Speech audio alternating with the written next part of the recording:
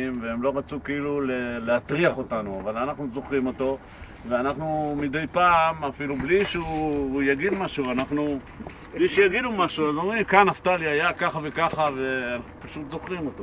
הוא מחכה להזדמנות אחת להגיד לנו בבת אחת, אבל זה יהיה למעלה. כן.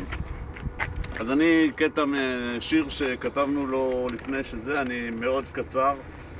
לפעמים המומים למראה העיניים, איך לפתע באמצע מסע האופניים, הספורט האהוב מלא התשבחות, עזבת אותנו כולנו להנחות ותהיות.